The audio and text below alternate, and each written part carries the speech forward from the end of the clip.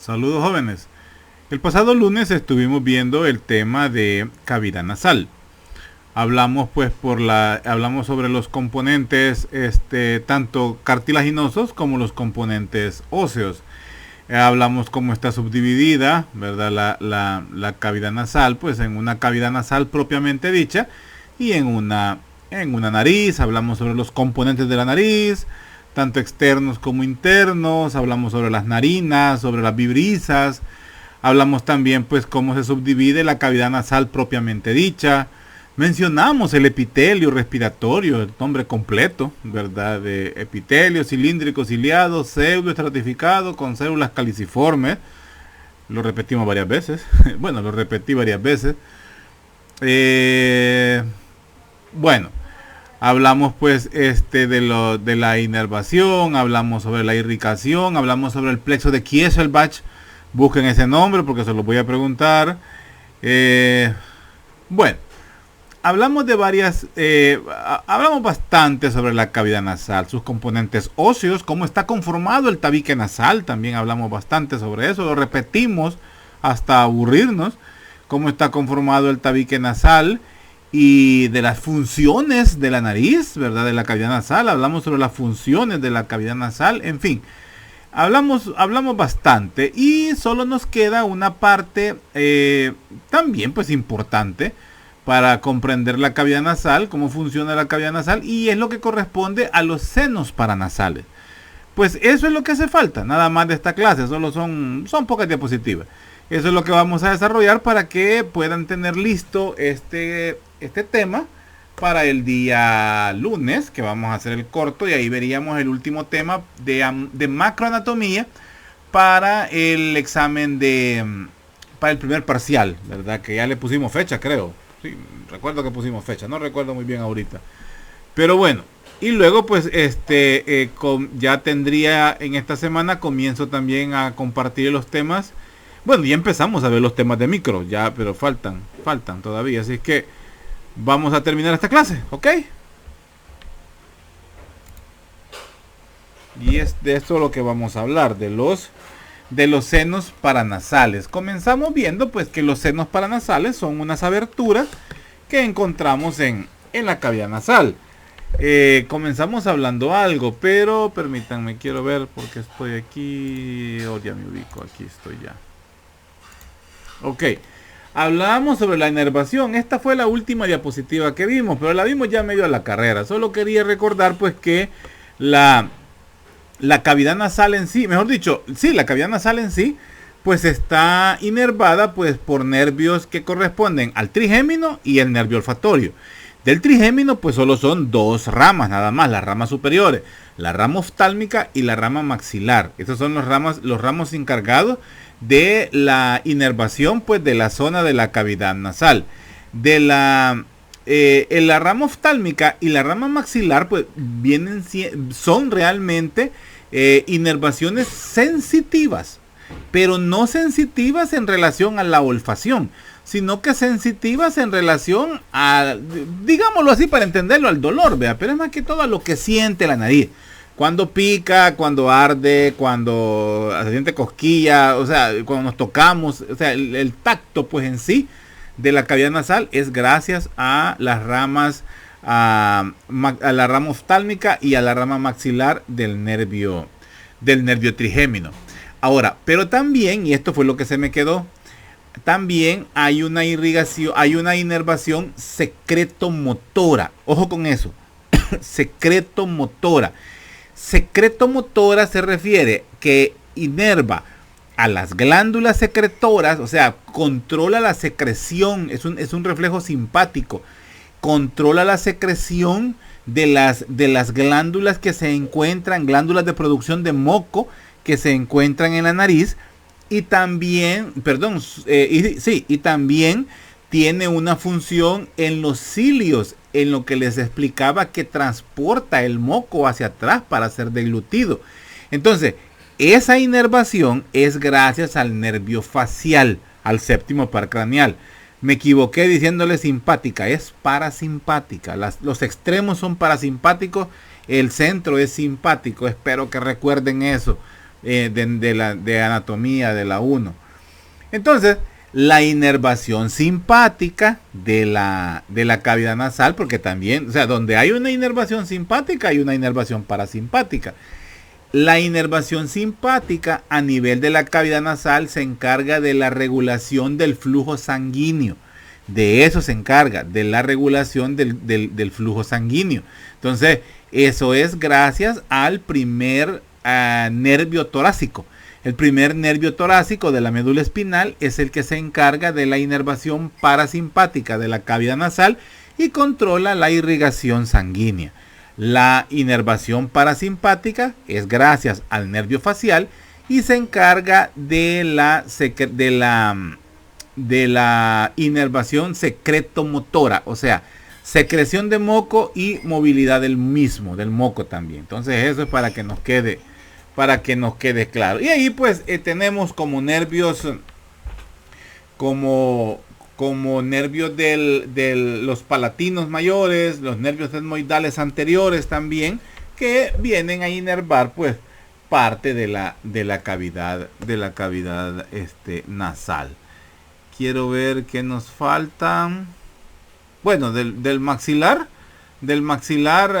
maxilar pues es la rama maxilar, y del oftálmico son estos nervios. Esto es lo que me estaba yendo.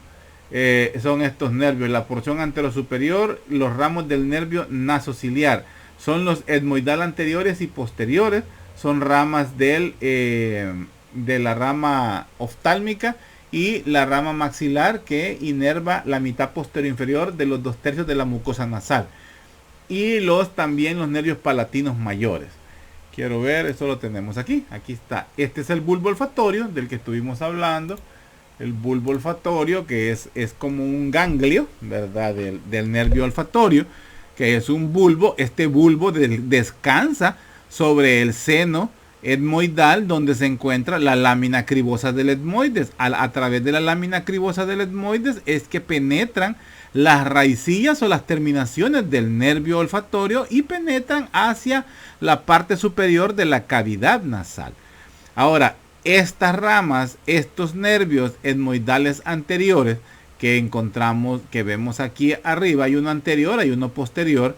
Estos etmoidales anteriores corresponden a la rama oftálmica del trigémino, y estas que vemos aquí, los nervios nasales laterales posterior-inferiores, y aquí tenemos también los nervios nasopalatinos, este otro que vemos acá. Estos son ramos del maxilar, ¿verdad? Ramos del maxilar.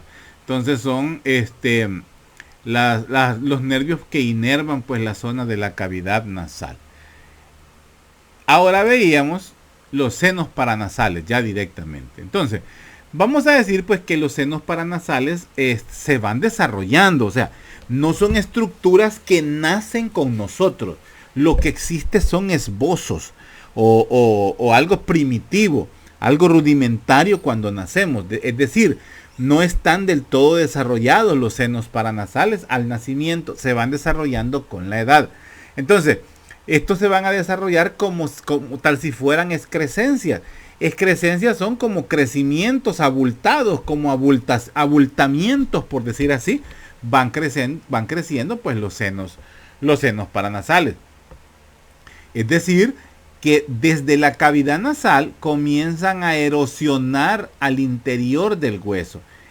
Podríamos decir que al nacimiento el hueso viene a ser casi como un hueso macizo, como un hueso duro, por decirlo así. Acuérdense, estamos hablando de un recién nacido. Entonces, pero no es un hueso hueco cuando nacemos. Es un hueso, decirlo sólido cuesta un poco, porque sólido viene relacionado con dureza y no es del todo duro. Casi que todos los huesos de los niños pues son bastante blandos al nacer, ¿verdad? Entonces, pero con el correr del tiempo, los huesos estos van siendo perforados, penetrados, erosionados al interior por el crecimiento de estas cavernas que van a estar llenas de aire y también llenas pues de mucosa. Podemos decir pues que estas cavidades, estos senos pues van a tener como revestimiento mucosa respiratoria que tal cual la mucosa que encontramos en la cavidad nasal va a contener cilios, o sea, va a tener células ciliadas y también va a tener células caliciformes, es decir, va a producir moco. Luego también tenemos que decir que estos senos paranasales se abren a la cavidad nasal. Ya medio lo mencioné. Estos se abren a través de unos meatos, ¿verdad? Entonces, esos meatos son aberturas de los senos paranasales en la propia cavidad nasal, por abajo de los cornetes. Ahí es donde encontramos la abertura de los senos paranasales. Otro dato importante es que todos se encuentran inervados por ramas del quinto par craneal. ¿Vea? Entonces, para que nos quede claro, el quinto par craneal, el nervio trigémino, es el que inerva a los senos paranasales, salvo algunas excepciones, pero realmente son bien mínimas. Más que todo, primordialmente, es el nervio trigémino, ramas del nervio trigémino.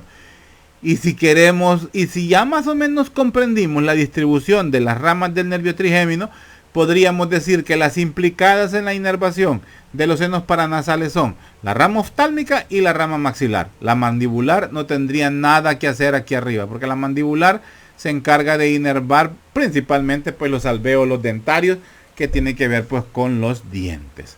Sigamos. Estos son los senos paranasales, ya liberados, por decir así. Tenemos la cavidad nasal, aquí este color azul, los senos frontales, los senos maxilares, la lateral completamente, superior y posterior a los frontales tenemos los etmoidales, y posterior completamente a los etmoidales tenemos los esfenoidales. Estos son los senos paranasales, y entonces ellos son espacios llenos de aire al interior de los huesos del cráneo. Entonces, vamos a decir pues que se encuentran posteriores a la frente, por decir así, a los huesos nasales, ¿verdad? Porque tenemos los etmoidales, los tenemos otros posteriores a las mejillas, son los senos maxilares, y pues también podemos decir posteriores a los ojos, pudiéramos decirlo, teniendo en cuenta pues que los etmoidales se encuentran en esta zona y los esfenoidales pues completamente atrás. Entonces, en condiciones normales ellos son asépticos, es decir, no tienen ningún organismo patógeno o no patógeno que viva en ellos. No existen realmente, no existen bacterias ni otro microorganismo. Los senos paranasales, pues al igual que la cavidad nasal, pues produce moco. Este moco se drena y es drenado en la cavidad nasal.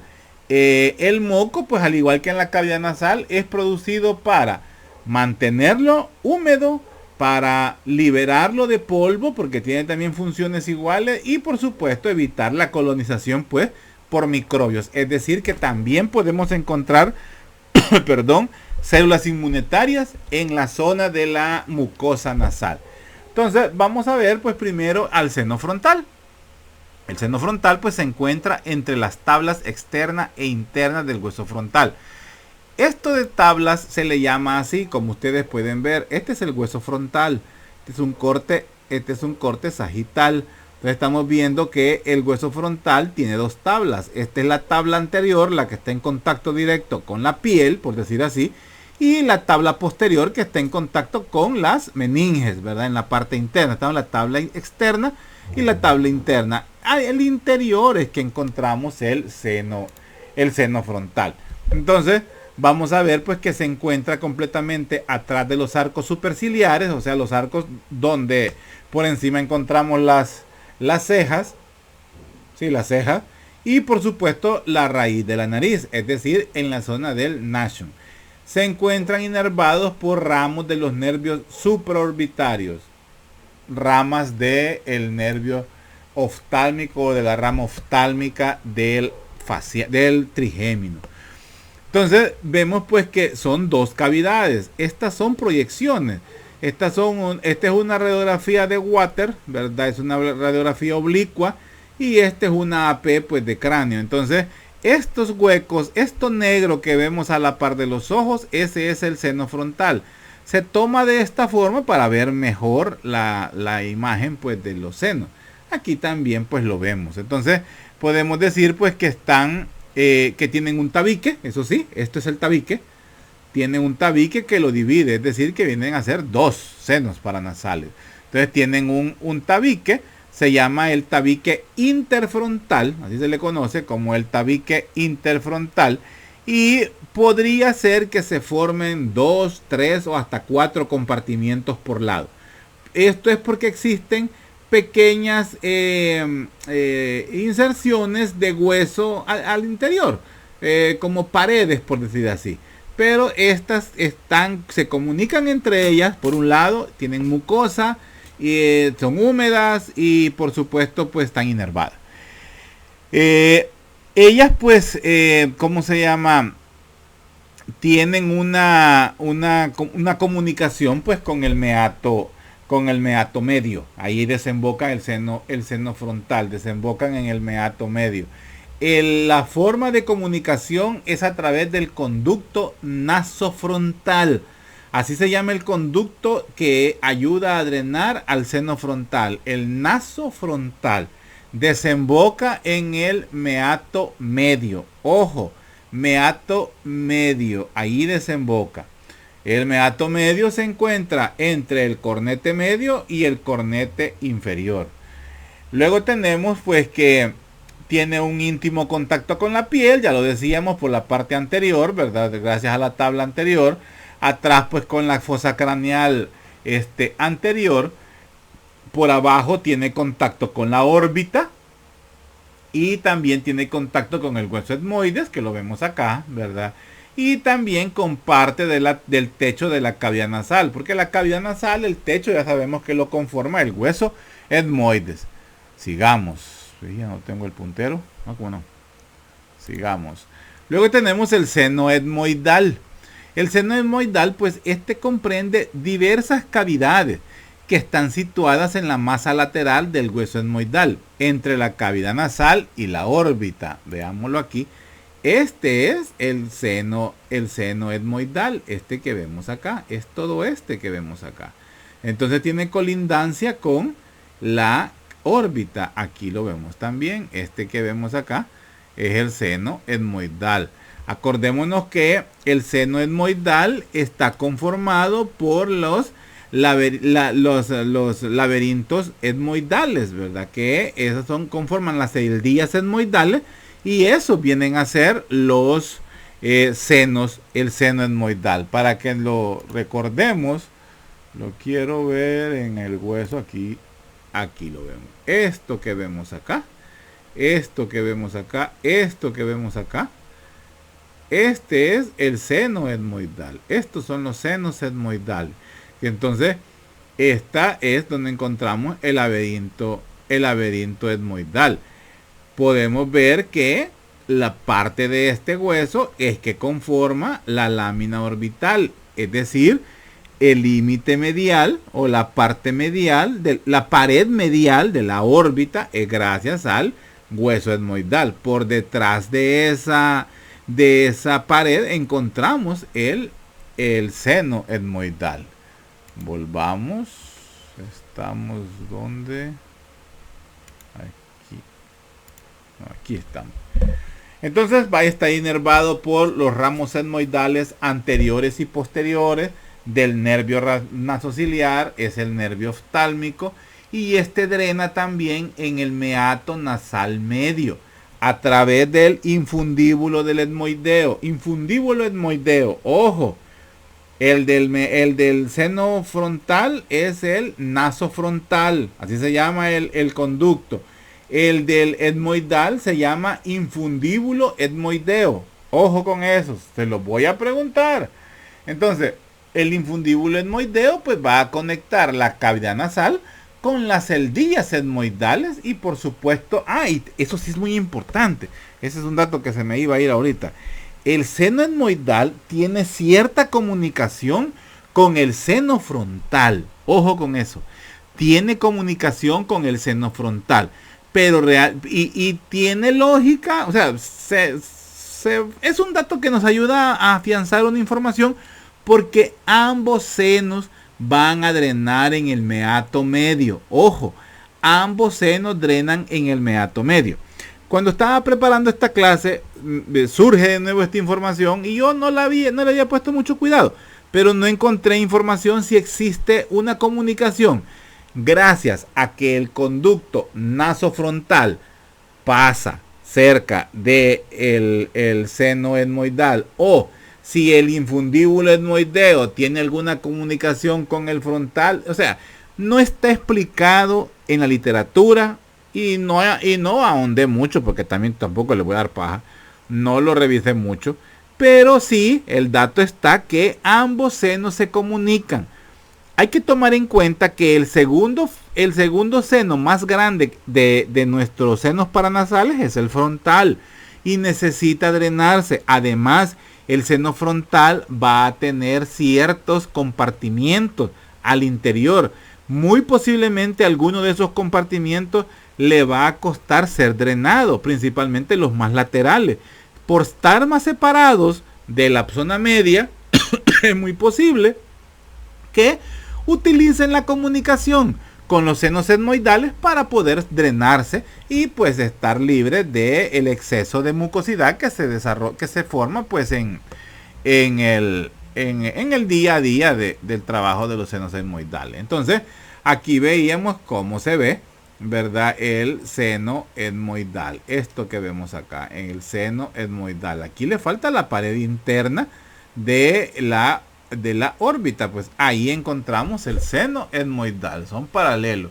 Entonces vamos a ver pues que este seno pues están a cada lado de la órbita, digamos cerca de la cavidad nasal, ¿verdad? Y en la zona de los huesos de la órbita, porque así está ubicado más o menos el seno. Acuérdense que estos huesos son irregulares. Entonces vamos a ver también que el hueso etmoidal presenta tanto una lámina horizontal, que es esta de acá, una lámina horizontal, pero también presenta una lámina vertical, que es esta otra de acá, la que conforma la pared pues, de la órbita. ¿Qué más? Parte también de los límites, digamos, superiormente, pues uno de sus límites va a ser el seno frontal, así como lo vemos acá. Ese es uno de sus límites, el seno frontal y por supuesto la fosa craneal anterior. Y en la parte inferior, pues él tiene una colindancia con el seno maxilar, que ya lo vemos acá. Entonces esos son los límites, decimos, por arriba con el seno frontal, por abajo con el seno maxilar. Sigamos. Luego vamos pues al seno esfenoidal. Estos pues se encuentran en el cuerpo del esfenoide y se extienden hasta las alas de ese hueso. Las alas son las partes laterales. Las alas del hueso esfenoides, recordémonos que el hueso esfenoides está presente en la parte externa del cráneo, en la parte lateral del cráneo. Entonces, ellos tienen el hueso esfenoide, pues tiene una participación en el terion, si se acuerdan, ¿verdad? Tiene una participación en la zona del terion, donde pues se articula con hueso frontal, con hueso temporal y parte de los huesos parietales. Entonces en esa zona encontramos un pedacito de hueso esfenoide. Entonces, esas son las alas mayores del esfenoide. Entonces vamos a decir también que se encuentra dividido de manera desigual y separados por el tabique óseo. Es este que vemos acá. Estos son los etmoidales que estábamos viendo. Estos son los esfenoides. Este que vemos acá. Entonces hay un tabique pues que lo divide a ambos senos esfenoidales. Pero estos son completamente posteriores. Este es uno de los senos que se desarrolla a los de 12 a los 15 años, más o menos. Este es de los más tardíos en desarrollarse, ¿verdad? Por eso es que a veces decir que un niño pequeño, o sea, un niño de 5 años, 4 años, tenga sinusitis, es un dato muy erróneo prácticamente, porque no tienen desarrollado los senos paranasales. Este que estamos viendo acá es el seno esfenoides, este que vemos acá. Entonces vamos a ver pues que los tamaños también son variables, porque es un hueso muy, ¿cómo se llama? Es un hueso irregular. Ahora, este se comunica con el meato superior. Ojo, este se comunica en el meato superior y este va a presentar unas pequeñas aberturas. Y estas pequeñas aberturas son las que desembocan en el receso esfenoetmoidal. Es decir, que tiene dos tipos de drenaje en el meato, en el meato nasal superior y parte en el receso esfenoetmoidal también. Ahora, decimos pues que está relacionado pues con el meato nasal superior, porque el meato nasal superior se encuentra ya completamente en esta zona. Esto es lateral. Entonces aquí arriba pues tenemos el meato nasal superior. Atrás, completamente atrás, él se comunica con el seno cavernoso. El seno cavernoso es una zona por arriba del temporal donde se encuentra parte del drenaje de la cavidad craneal. De la cavidad craneal media. Ojo con eso, porque todo esto es la cavidad craneal anterior. Esto ya es la cavidad craneal media. Si se recuerdan, cuando veíamos cómo se dividía de la parte del esfenoides, casi que de la zona donde encontraba la lámina, la silla turca hacia atrás, es la fosa craneal media. Esa pared anterior es gracias al esfenoide. Entonces vamos a ver pues que por abajo su comunicación o su concordancia viene a ser pues con las coanas, o sea la abertura posterior de la cavidad nasal. Aquí tenemos la cavidad, esta es la cavidad nasal, la abertura posterior, o sea la comunicación con la nasofaringe es a través de las coanas. Entonces por abajo del esfenoides encontramos las coanas y por supuesto pues la zona de la nasofaringe, que es la zona pues donde ya desemboca la trompa de Eustaquio. Vamos a encontrar también que encontramos las amígdalas palatinas, estas que encontramos acá. Es una zona para el asentamiento de cánceres también, ¿verdad? Es una zona muy importante. Y pues en la parte superior pues tiene una comunicación, digamos, pues con las superficies que tienen colindancia con la órbita y también con el hueso frontal. Sigamos. Vamos con el maxilar, es el más grande. Este ocupa pues el vértice del seno maxilar, la base del seno maxilar, el techo del seno maxilar y el suelo de este seno. O sea, esta es una descripción, es sacada del libro, pero una descripción bien rara, porque nos está describiendo las partes del seno y nos dice que lo contiene. Entonces yo lo siento bien confuso, lo pongo porque así está.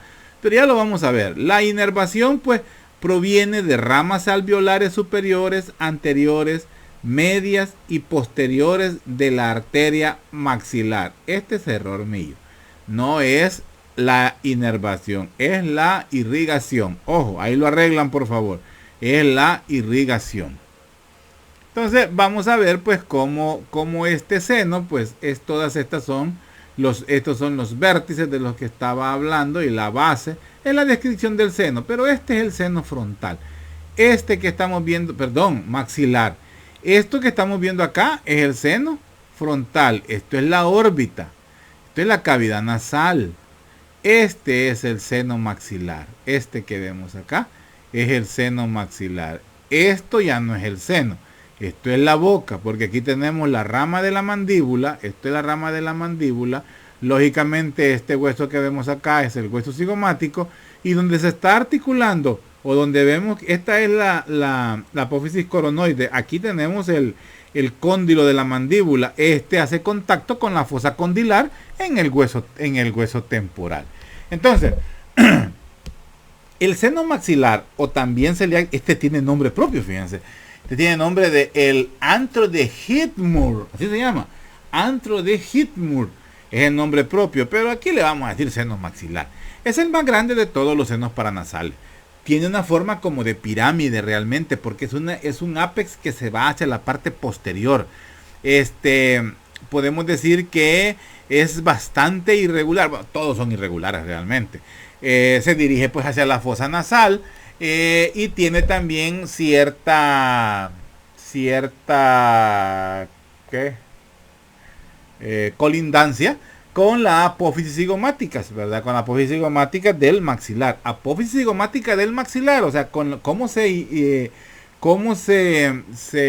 articula el hueso maxilar con el cigomático. Ahora, las partes de las láminas del seno maxilar tiene que la pared interna o la más interna del seno maxilar, esa está formada por el palatino, por el hueso palatino.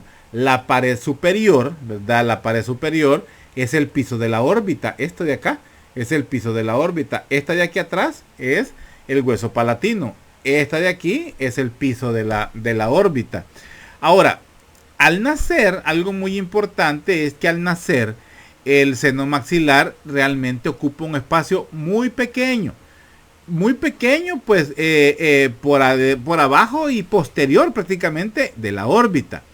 Pero a medida va creciendo el chamaco, el niño, ¿verdad? Entonces este va a irse ubicándose más anterior, va ¿cómo se llama? Ocupando espacio en el piso el piso de la cavidad nasal, y va a ir descendiendo poco a poco, gradualmente va a ir descendiendo hasta ocupar este espacio más o menos por los 8 años de vida. Por ahí más o menos ya está desarrollado. Entonces vamos a decir pues que las correlaciones son la base, o digamos la pared interna, corresponde pues a las fosas nasales, ¿verdad? Porque está lateral a las fosas nasales. Ahí encontramos el seno maxilar. La cara superior pues es el piso de la órbita. Este de acá es el piso de la órbita. Acordémonos que esta zona de acá es conformada por el hueso piramidal. Ahora, este que tenemos perdón, piramidal, dije ya, lo bueno que no tengo aquí, me corrija, hueso palatino, perdón, aquí. Entonces el piso, ¿verdad? del seno, pues mejor dicho, la cara superior corresponde al piso de la órbita. La cara anterior, esto que está acá, es la que está por dentro pues del borde maxilar, o sea, lo externo del borde maxilar, lo que da pues con el frente pues de la cara, y también pues por abajo del reborde orbitario, en la vecindad pues del hueso malar, que es el hueso cigomático, ¿verdad? Y parte también del reborde alveolar. Este de acá es el reborde alveolar, porque aquí están, estos son los alvéolos de los dientes, o las raíces de los dientes. Y por supuesto, la cara posterior es la tuberosidad del maxilar. Esta la vemos al interior del macizo facial. Y ese es el hueso, ese es el seno maxilar. Las radiografías, o mejor dicho, las proyecciones que se piden para poder estudiar los huesos son la anteroposterior, que no está aquí, pero se las mostré en una diapositiva anterior. Quiero ver, ¿dónde estaba? Esta es la anteroposterior. Esta es la anteroposterior. Luego tenemos la otra, aquí tenemos, es la lateral, la imagen lateral. La de Cadwell es esta, que es una oblicua desde la parte posterior, ¿verdad? La de Cadwell. Y esta es otra oblicua de la parte anterior. Esta es AP, esta es PA. Entonces son las 4 proyecciones que se piden para hacer el estudio de los senos paranasales: lateral, Cadwell, Water y frontal. Pregunta de examen.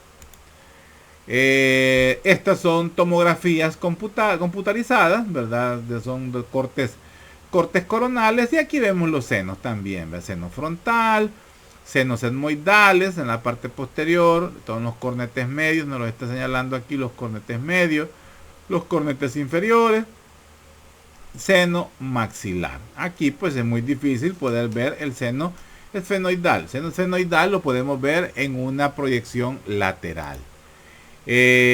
Aquí pues solo para tener una idea de los senos, cómo se ven también, cómo está la distribución al hueso, cómo se verían en un problema avanzado de una sinusitis. Están cheluscos, como dicen los radiólogos por estar fregando. Dicen, te ve chelusco, pero no, ¿verdad? Es una imagen radiolúcida esta es una densidad pues de líquidos, ¿verdad? Y estos líquidos pues es pus o flemas posiblemente.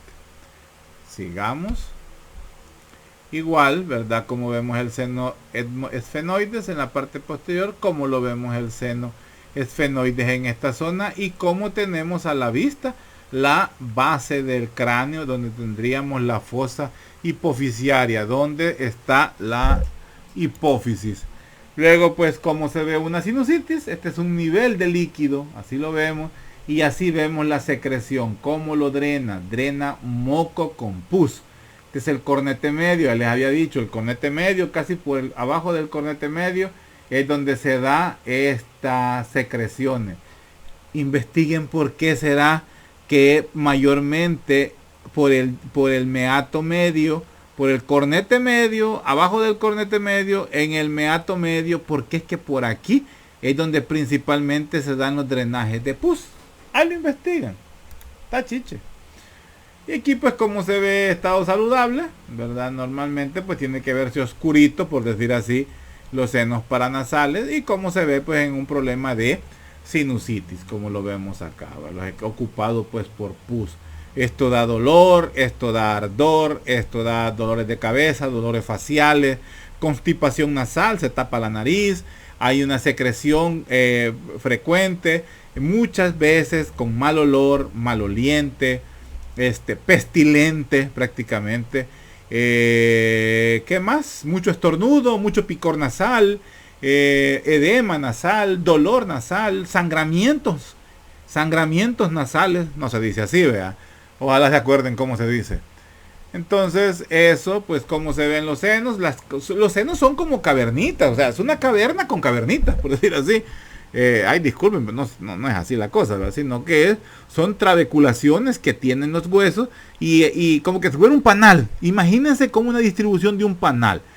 Entonces pero son trabéculas, se llaman esas. Entonces esas trabéculas que conforman la caverna, el seno en sí, pues están llenas de secreciones. Pero en condiciones normales es humedad. Pero ya en problemas de sinusitis suelen ser secreciones. Algunas secreciones pues son asépticas, no tienen bacterias, pues son más que todo de tipo alérgico. Pero cuando ya hay una infección permanente, pues ya es una pus prácticamente la que está alojada ahí. Entonces vemos que es una rinitis, ¿verdad? Que la mucosa pues se inflama durante las infecciones respiratorias o en reacciones alérgicas. Se inflama toda la zona de los cornetes y toda la zona de los meatos. Es inflamación. Nada más, eso es una rinitis. En una epistaxis, pues ya dijimos que era una hemorragia, ¿verdad? El término sangramiento no se usa tampoco ya.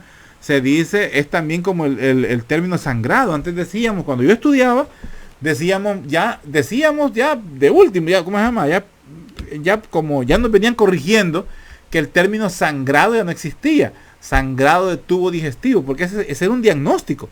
Sangrado de tubo digestivo superior o sangrado de tubo digestivo inferior. No existe eso. Se dice hemorragia. Hemorragia de tubo digestivo superior, hemorragia de tubo digestivo inferior. Cuando hacíamos historia clínica y estábamos evaluando a las pacientes femeninas y les preguntábamos con respecto a su menstruación, les decíamos, para más que todo cuando había un cuadro de sangramiento, de hemorragia, perdón, uno utilizaba el término y el sangrado es mayor que regla o menor que regla. Ya no se usan esos términos, sino que es hemorragia. Pero pues se ha quedado utilizando.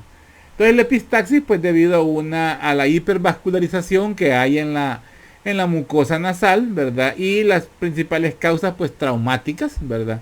Son las principales, el hurgarse la nariz también considerado como una traumática. Y pues es en la zona, aquí está bien escrito, el plexo de Kieselbach. Y luego la sinusitis, pues que ya ampliamente lo hemos explicado. Y aquí pues presentaba una diapositiva para que viéramos cómo era que la toma de la muestra para el hisopado para COVID, era COVID-19, era una muestra en la cual al paciente se ponía en esta posición realmente bien difícil, fíjense. Porque es una figura. pero realmente el paciente tiene que estar con la cabeza, digamos, según la posición ortostática, porque el hisopo, ¿verdad? O el medio para tomar la muestra se introducía en la nariz y se dirigía por abajo del cornete inferior. Era un trayecto directo hasta llegar a la zona de la nasofaringe. Exactamente en la zona de la nasofaringe es de donde se tomaba la muestra, o aún se toma la muestra del hisopado nasal, ¿verdad? Para la prueba del COVID. Así se toma la prueba.